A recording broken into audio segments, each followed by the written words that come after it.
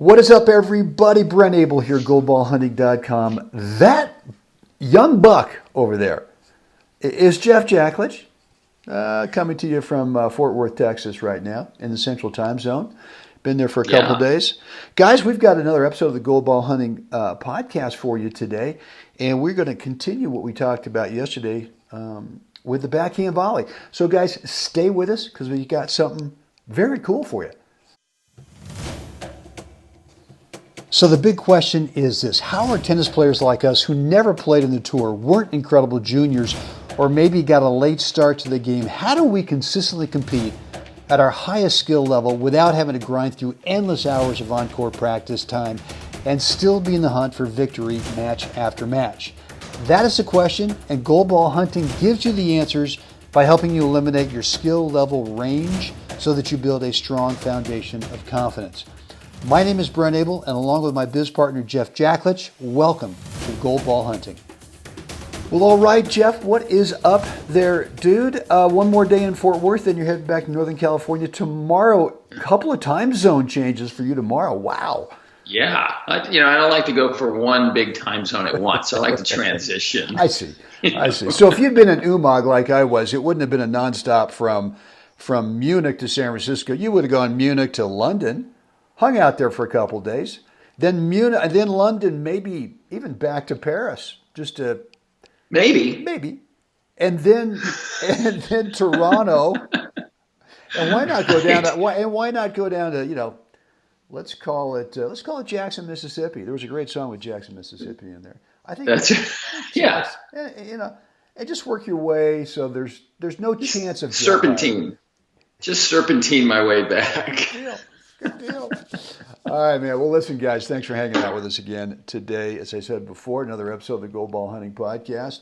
We're going to talk about something else today with the backhand volley. Before we do that, a couple things is, even though we joke about Jeff and the serpentine voyage back to Northern California, once he's there, and this is actually coming up pretty soon, mid-October, you're going to be back to teaching and coaching on the court in Northern California. You've got two private courts lined up. One is in the East Bay, a little bit east of San Francisco and Berkeley, in Lafayette. A beautiful private court that I've taught a ton on. And, man, it is sweet. And the Millers could not be nicer. They are like, man, okay, all right, whatever you want. That's great. And then the other court is up in the Napa Valley. So if you're in the North Bay, you want to travel up there to the wine country, who wouldn't want to do that? Take a little thing with Jeff, and then maybe, I don't know, maybe Jeff's got a recommendation for a winery or two. I don't know. Could be. Or a restaurant or something. Something in there, yeah. So listen, the best way to get in touch with Jeff if you want to get the good stuff, the on-court instruction, is two ways. Email, let us know, at goldballhunting.com. And then the other way is just go over to Facebook. You'll find Jeff. Just search for him, Jeff Jacklich, Jacklich, and you'll find Jeff, and you can hook up with them and get the good stuff. The other thing, Jeff, you and I are offering a free 10, 12, 15-minute coaching call. It's private. We get on the phone, the three of us, and all we ask, guys, is that you bring that one thing in your game right now that's not quite working out, that if you could figure it out, you might start getting the end result you want with your tennis, whether it's singles or doubles. Hey, it could be technique, tactic, strategy, could be physical, could be something physical. That is a part of the game. Or it could be the big white elephant, the big elephant in the room, which is the mental part of the game. How do we keep building confidence? How do we get that thing going? Well, it's really, the theory is how do you reduce skill level range? And if you're new to Gold Ball Hunting, just go over to goldballhunting.com, drop in a first name and email address. Click the button, you'll get access to two very cool things. Number one is our online calendar scheduler, where you can cherry pick a date and time to get onto that free private coaching call with me and Jeff. The other thing is you're going to get access to a video that Jeff and I recorded back in January about how to reduce your skill level range. One day you're great, the next day you're not. We got to bring the you're not days up to your top skill level range, and we're gonna show you how to do that. And then the final thing before we get into today's episode with the backhand volley is today's the last day. Today is Thursday, No, wait. Today is not Thursday. Today is Wait, not wait. Thursday. What is today? Today's Friday. So if you missed out on Today's the All Friday. Lessons package deal, well, you missed out. Sorry about that, man. That ended up yesterday, October 3rd, 11 p.m. Pacific. So that's off the table. Sorry, dudes. But But Brenny, still a great deal. I was being held captive in my garage by my cat. I couldn't get to the computer. In time. All right. Well, then shoot me an email, and I'll go. What? Anyway, guys, listen again. Thanks for hanging out. What we've got for you today is we talked yesterday about the backhand volley, and the one thing that really kind of turned the tide for me when I worked with Mr. Stowe, which was he sat me down on that bar stool right there on the tee of his teaching court, and the epiphanies just started going bing, bing, bing, bing, bing, bing for me.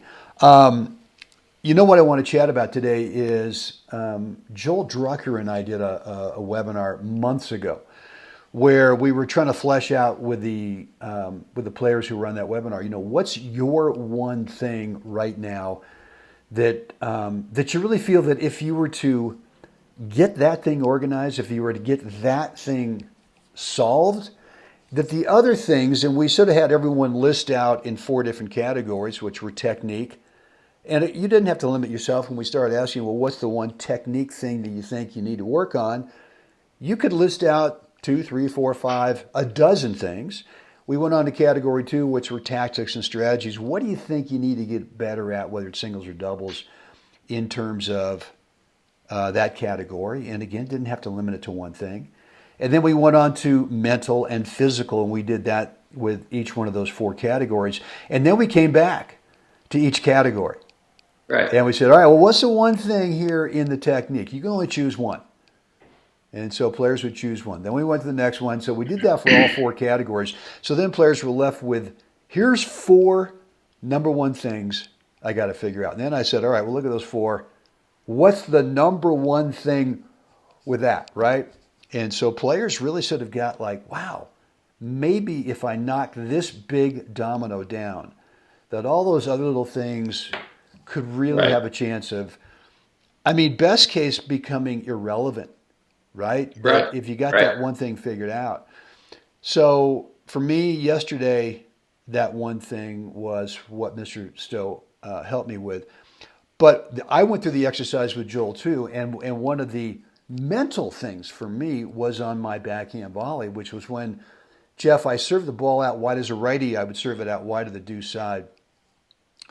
And it was more of a serve and volley play in singles. And I was looking for the guy to actually hit the ball pretty well. I wanted, because you know, most players, their forehand, oh boy, I can't wait to hit it. Okay, well, I can't wait for you to hit it as I pulled you out, maybe into the alley. And so the whole play, the whole tactic there is pull the guy into the alley, maybe even a little bit further, and hope that they give you pace, so that now as you're playing serve and volley, whether it's a volley or it's a half volley, or maybe they miss it or something, but now you get a ball that kind of sits up, you then take your backhand volley, assuming you're righty, and you play it into the comfy confines of that open ad court side. And so for me, it was not really about technique, which was the big mental thing for me. Mine was more, I want to do a little bit more with this volley. And so I had to find that. I'm going to let you elaborate on how we kind of get off this. But I didn't want to think, well, I want to now, because I was just kind of playing it over there and not really inflicting enough pain. And so I wanted to get it over there and inflict some more pain, but I didn't want to think to myself, I've got to hit a winner. So it was finding that middle ground between, I don't have to hit a winner because then I'm going to up the unforced errors. But at the same time, I want to do more than just shove it over there, right? So talk about that mindset. This is more of a mindset. This is less technique, but this is more of a mindset. And look, we're talking about the backhand volley, but it does kind of leak itself into other areas of our game. Without a doubt, yeah. Same applies on the forehand volley. Once we get into that situation, right, you're taking a guy out wide to his backhand, and you may end up with that beautiful little forehand nothing ball that you get to do something with. I think for me in my journey, the first epiphany was, Jeff, what would happen if you just actually made the first volley? So you're saying that you were on the other side of the threshold. You were going, this guy is not going to touch the ball. I'm going to inflict some. Yeah. Hey, bro, I'm in your face, man. That's right. Yeah. Okay. 100%. All right. I'm putting my strings on the ball. Over. We're over, right? And Points over. Yeah, so I had to kind of eliminate, just take it off the table that I don't get to do that. So that's where, started playing sets where I wasn't allowed to hit a winner on the first volley. Even if it was there, I had to put the ball center court and make the volley, and then take the next appropriate position. And then, then it became painfully obvious that I might be one ball ahead of where the real gold is. Right. So once I did that and started to see the value in seeing that they were still handing me points simply because of I made the ball, took a new position, and they felt the pressure to try and instantly, go for the big pass or miss it in the net, or miss it long, miss it wide. And so the value of simply making it for me was a big epiphany. Then it was a matter of now getting into where's the sweet spot between what you just described and what I just described, right? And so for you, right, you almost have to go. I think it's very difficult to try and inch your way out to the edge of the court, because there's always going to be a point psychologically where now you're going to be afraid of hitting it wide. So I always tell my students, find the edge of the world, hit a ball out to the line. What does that feel like? Where you hit, you need to know the feel of the ball off the strings to the edge of the court, or a foot long. Where is that? And then you can measure, kind of dial it back. Then you can measure and bring it back. But if we never want to hit a ball out, we never actually find how comfortable it can be to hit a ball within 6 inches of the baseline. I mean, you hit a ball there, and you're not thinking as the ball's traveling toward it, oh my gosh, I hope it doesn't go out, right? You don't think that. You're thinking, oh my gosh, that's on the baseline. That's like, I know I feel what I just did with the ball. I know exactly where it's going to land. So there is that whichever end of the scale you might be on, there's a sweet spot in there that allows you to inflict a little more pain without substantially higher risk. Yeah. Well, no, that's right, and I think that was my mental thing that I was, when I went through that exercise, I wanted to do a little bit more with that backhand volley in that situation, and so you're right. I mean, I went out and drilled that thing for a couple days, and I sort of found my range. And look, in a drill situation, what do you got to lose? Well, absolutely nothing, right? So you're just out there just going, well, what are my limits here? And once, and just the thought that you're actually telling yourself, hey, we're going to actually do a little something different with this backhand volley. And once you make that commitment, then you kind of go, well, it's okay in the drilling session to start making some errors, to not errors, but just finding what that range is. Right. I think the other discovery, and I've always known this, but it's like, dude, come on, let's not have this short-term memory thing anymore, and to where. So once you start finding that range in this particular play in deuce court, you serve the guy out wide, and he unloads, and you play a nice volley with a mindset, hey, it's okay if he touches it, but I'd like to inflict a little bit more pain. And what happens is after you do that a couple times and then you throw that thing out, the guy goes, I got to hit this return even bigger. Right. I've got to inflict pain because I can't allow Brent to do this to me again. And so what happens is they try to go bigger, and we all know what happens then is the ball does not find the dimensions of my side of the court. Right. Right? No pay dirt. No pay dirt. Nothing. And it's like all that I've done is just hit a couple of good ones over there, and maybe they've touched it, but the next volley's easy. But now they go, I gotta juice up the return here. And once you get someone thinking about, I've got to up the quality, you got to. Because, and you see this a lot on return to serve, right? You start, especially with the second serve, right? You start doing some damage with your return to serve off that second, and they're going, God, I got to do this better. Oh, double fault. Okay. And, can we measure it? No. But maybe. So, anyway. Yeah.